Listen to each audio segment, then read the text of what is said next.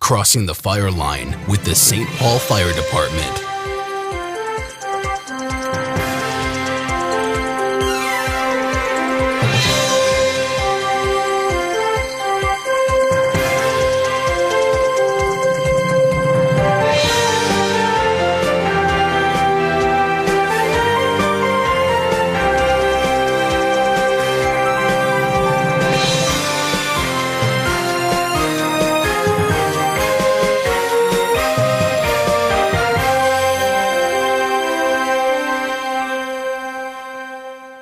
And now, here's your host, Shelly Ramirez.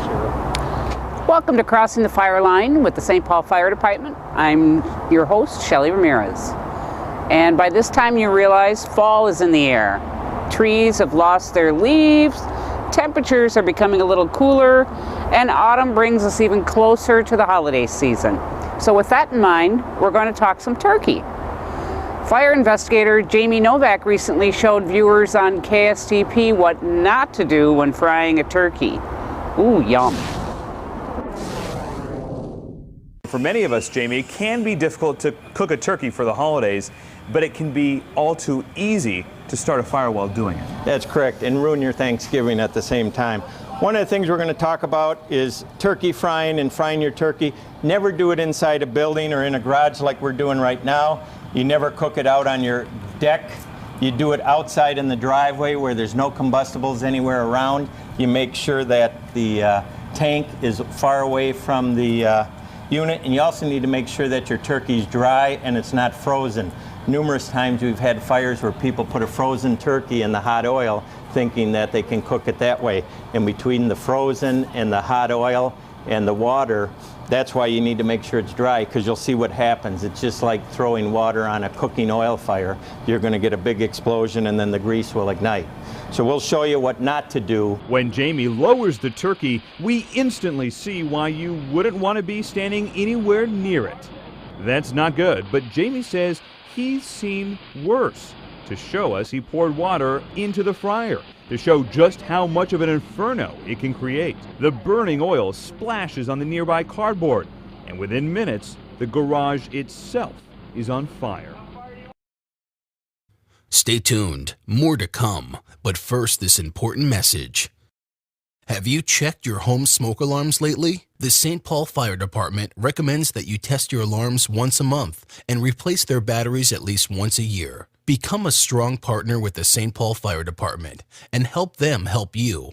Having working smoke alarms could someday save your life. Have you checked yours? Check yours today. Smoke alarms. You can't live without them.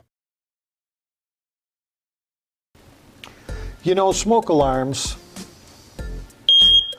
they truly are a life-saving device. I checked mine, and you should check yours too. If you need help testing or replacing your smoke alarms, call the St. Paul Fire Department at 651-224-7811.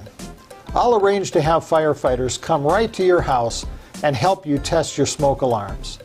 If you need a smoke alarm and you don't have one, the firefighters can help install that for you free of charge. Preventing fires in St. Paul requires a close partnership between property owners and firefighters. We're here and available, ready to help protect you, your family, and your property from the ravages of fire. Together, we can make a strong partnership to keep St. Paul the most livable city in America. Smoke alarms. You can't live without them. Ramsey County Sheriff Matt Bostrom asking everyone to check your smoke alarms at least once a month. It could someday save your life. I've checked mine. Have you checked yours?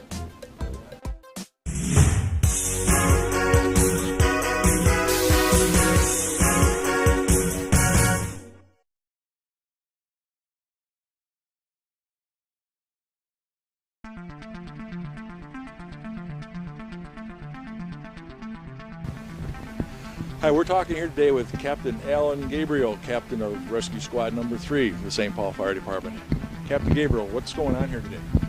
Well, the St. Paul Fire Department and the Minnesota State Patrol have a partnership, the Minnesota Aviation Rescue Team, and we're going through a 40-hour training course. This is the 4th day of the course. It started out just some helicopter safety, working into progressively increasing our skills and ultimately ending in scenario-based training. So you're practicing rescuing people from desolate areas that you can't get to any other way? Yes, any location that's difficult to get to and time-consuming for the rescuers to get in and then extract the patient.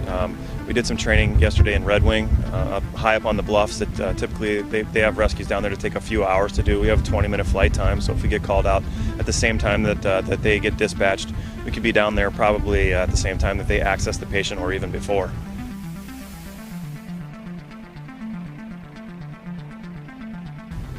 So you service throughout the state, not just the city of St. Paul? Absolutely, it's a statewide response capability. Any location that's difficult to get to, where the rescue could take an extended period of time, we can dramatically shorten that time that it takes to extract the patient using the helicopter.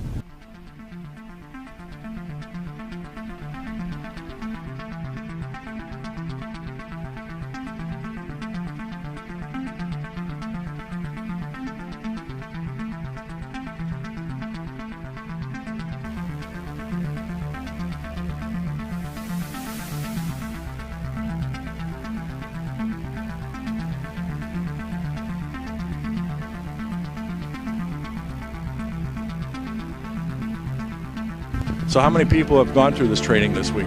There's 10 students this week, in addition to 3 pilots who completed the first part of the training that's associated with this 4 weeks ago. There's 9 St. Paul personnel and 1 State Patrol person that's in the class. Excellent. Sounds like an excellent partnership for public safety. Thank you very much.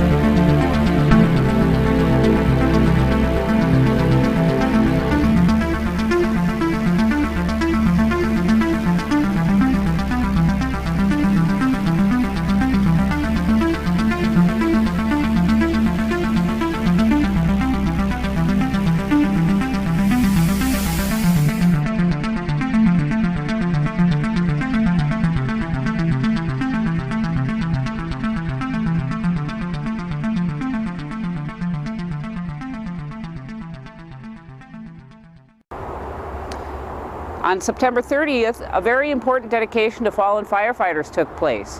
Over 4,000 people from around the state were at this event. St. Paul's Channel 18 was there to cover it, and here's Chief Butler recapping the day. On September 30th, 2012, firefighters from across the state of Minnesota dedicated a new memorial to the 207 Minnesotan firefighters who've perished in the line of duty since 1881. Fire service leaders, elected officials, dignitaries, and members of the public which we serve, over 4,000 people in total, gathered at the state capitol grounds for the occasion. 10, 50, 100 years from now, men and women from across the state and the nation will come to the state capitol grounds to see the monuments built to the members of former generations.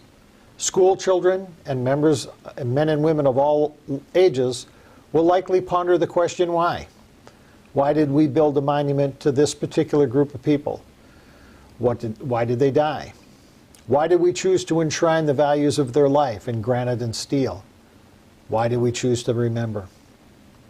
A great monument should answer the why questions by just looking at it. It's an intuitive thing.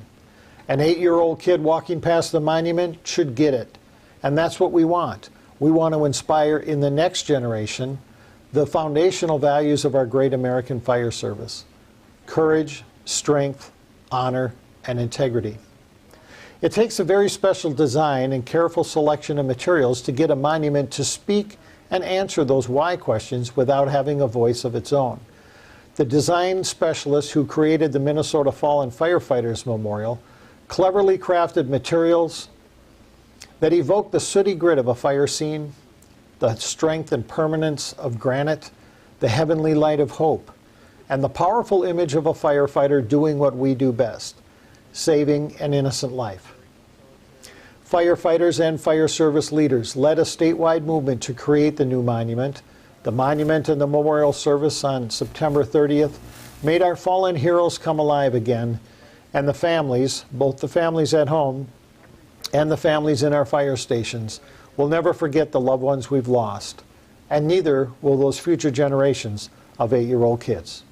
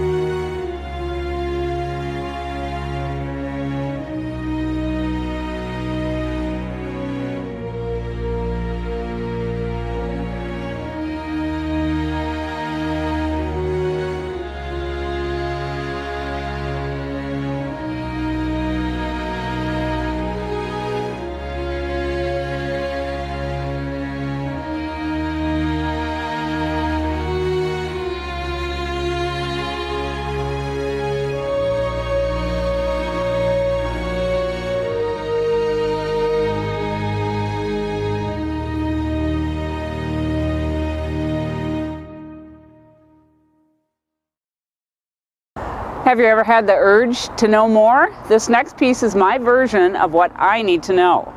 This show I asked some pretty interesting questions. Let's take a look at I Need to Know.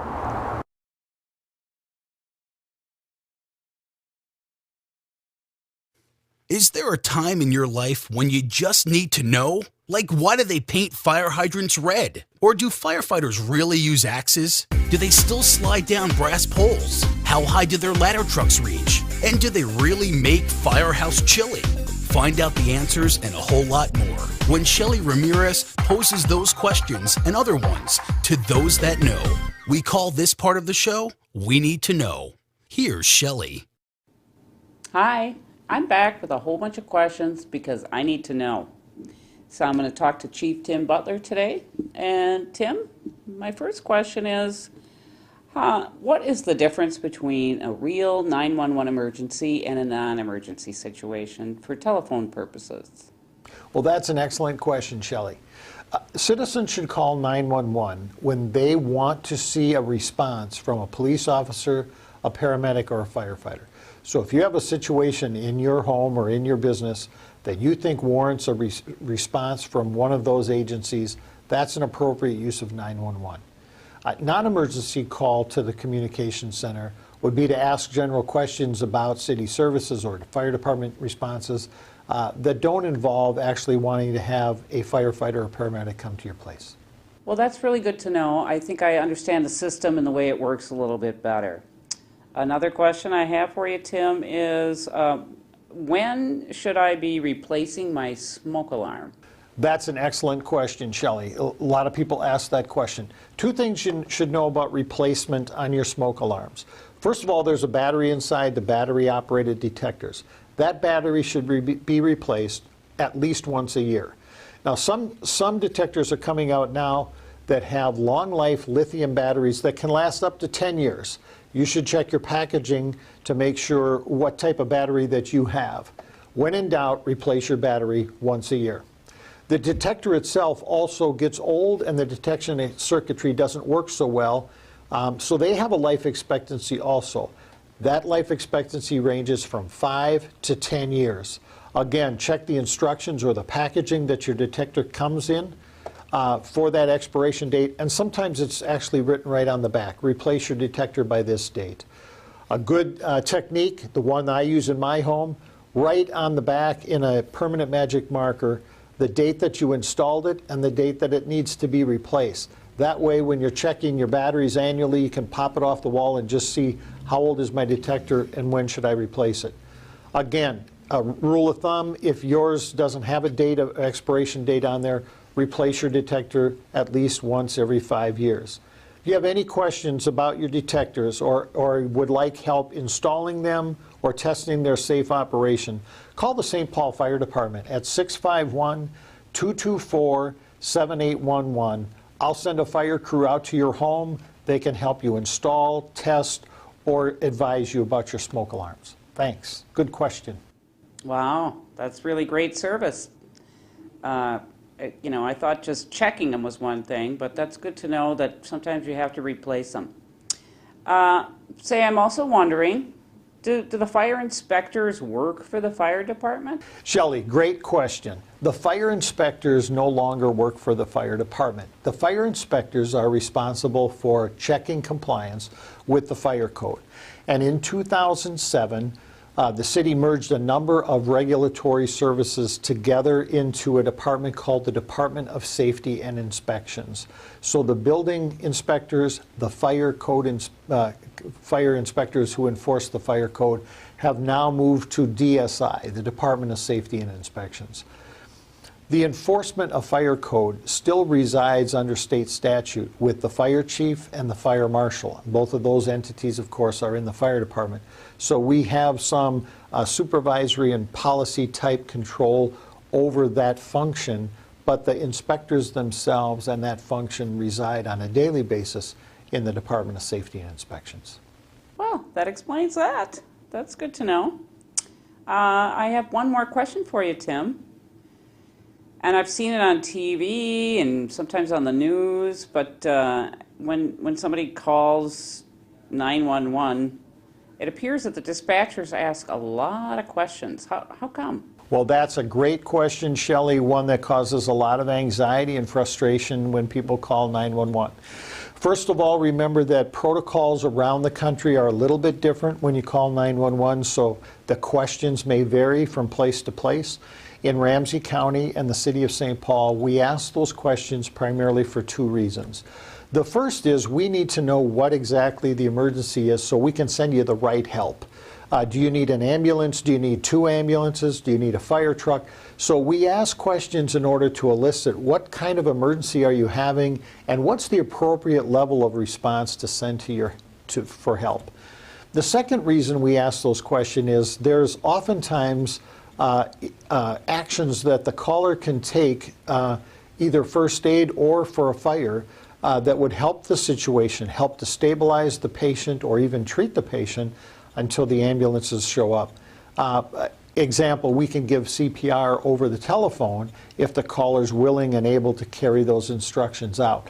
We need to ask enough questions to know what level of intervention is appropriate and can the caller take those actions for us until help arrives. Now, the other thing that you need to remember is our dispatch center operates on a team environment. So although it might be frustrating to the caller, like when are you going to send help? Why are you asking me all these questions? There's another dispatcher there that's already alerting the crews to your address and the type of problem that you're having. And so while one person's gathering the information from the caller, one dispatcher's gathering that information and providing instructions to you, other members of the team are getting those calls to the fire station and the paramedic stations and getting help on the way. Thanks, Tim, for helping us with those questions. And folks, we'll be right back. Here's an important fire prevention message. We'll be right back.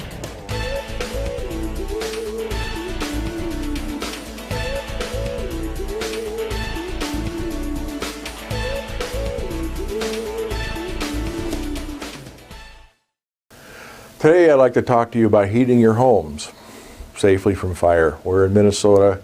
We have to heat our homes a pretty long time during the year. So when you start your furnace up, you might smell a little dust burning, but you shouldn't see any smoke. Because we use our furnaces and boilers so much, it's a good idea to have them inspected and maintained professionally by a licensed contractor once a year, maybe 2 years at the most. Because we use them so much, we need to maintain them better. Make sure the filters are changed at least monthly. Make sure that you keep at least a 30-inch clearance around anything used for heating, whether it's your furnace, your boiler, or a space heater. Never, under any circumstances, should you use the stove or oven as auxiliary heat. That's what space heaters are for. Modern space heaters are very safe, have tip over and other safety features built right into them. Just make sure you plug it directly into the wall, not into an extension cord, because most extension cords can't take that kind of current. And if you have a chimney for a fireplace, that should be cleaned out by a professional chimney sweep every 1, 2, or 3 years, depending on how often you use your fireplace, because flammable creosote can build up in the lining of the chimney, and when it gets hot enough, then you'll have a full-blown fire in there, and that can do a lot of damage to the attic and roof of the house.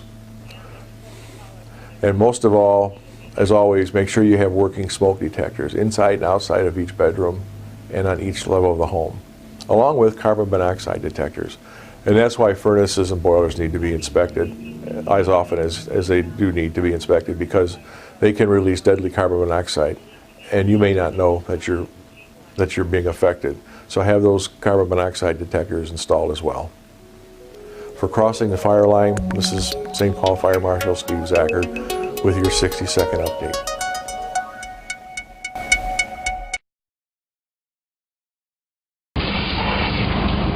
Whenever we report on a house fire, one of our first questions is, where did it start? And time after time, the answer is the same: the kitchen.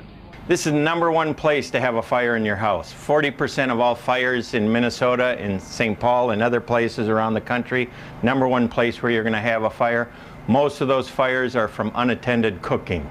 And biggest thing we get is people put on a pot of oil, go to check the mail, go to the bathroom, go take a shower, or fall asleep at the TV, and they have a fire. That's why you should always stay in the kitchen while frying, grilling, or broiling. If you're simmering, baking, roasting, or boiling something, make sure you stay in the house and check what's cooking often.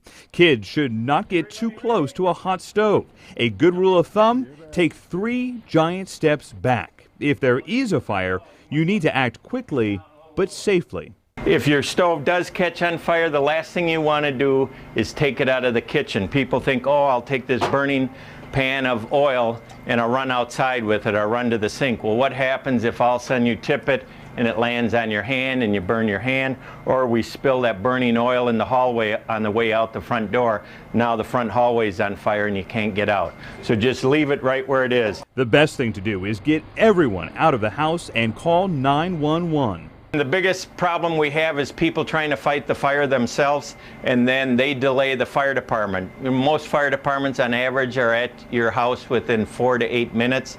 If you wait and fight that fire, that's the 4 minutes they could have been there. If you're fighting it for 8 to 10 minutes and finally realize, geez, we better call the fire department. Fire department could have been there by then and had the fire out. Once everyone else is out and someone's called 911, if you think the fire's small enough that you can put it out, there are important things to know about how to fight it. A good thing to have in your house if you want to be fire safe is have an extinguisher, but it needs to be not above the kitchen stove, not in the cabinet right next to the stove, somewhere in the kitchen near an exit, so that if you're on your way out and you think it's a small enough fire and you've already called 911 and you've already gotten your family out, you can try using an extinguisher. The problem is people usually don't know how to use them. They usually grab the extinguisher and they try to pull the pin. Well, when you're squeezing this handle, you lock this pin, it's like gripping it with a vice grips, and you won't be able to pull it out.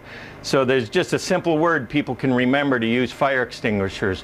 What is PASS? PASS stands for pull, aim, squeeze, sweep. Pull the pin, aim the nozzle low, squeeze the handle, and sweep the base of the fire.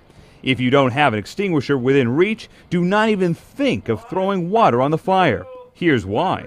Because water, when it goes into burning oil, turns into steam. So 1 cup of water turns into 1,700 cups of steam and blows all that oil out and vaporizes it, and you get a huge ball of fire. If the fire is contained within the pan, Jamie recommends shutting off the burner and taking away the fire's oxygen. If you have a cover that fits, all you do is slide that cover right over and shut off your burner.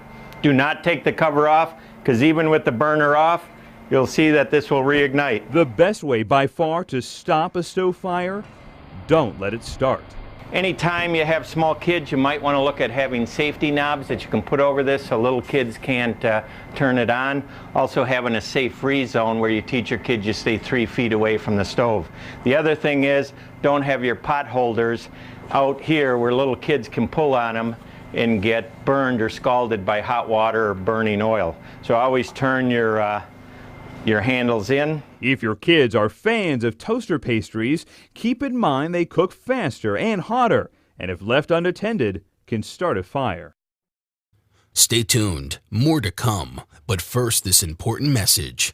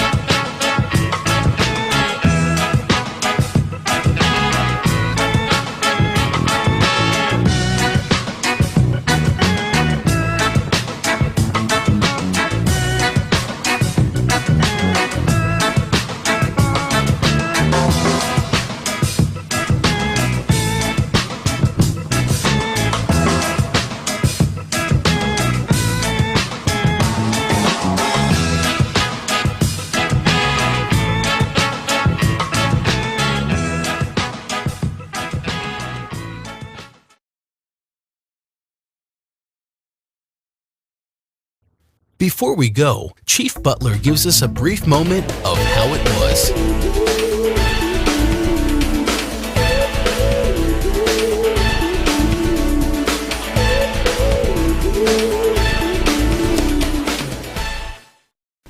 The month of November saw some significant historical landmarks in the creation of the St. Paul Fire Department.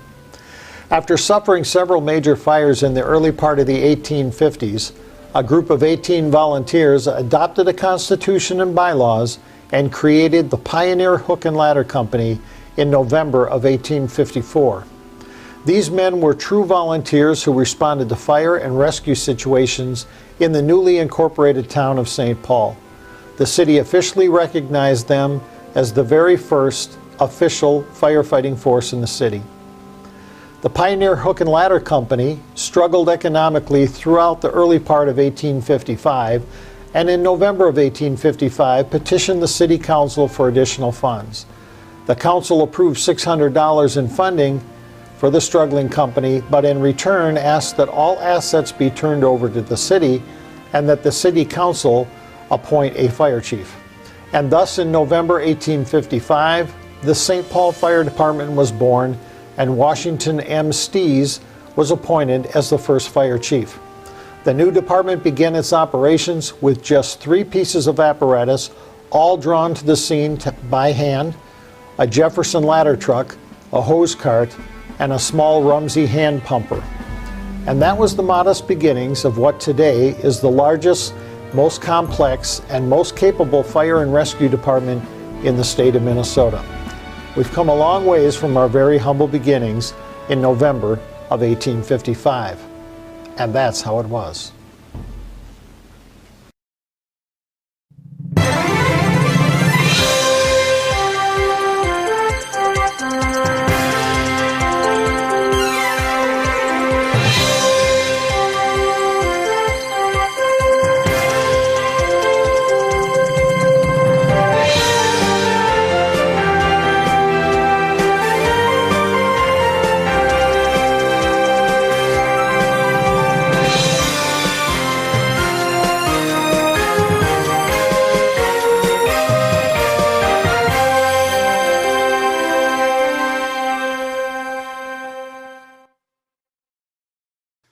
sorry. Thanks so much. If I mess that up anytime, just ask me to redo it, and I will.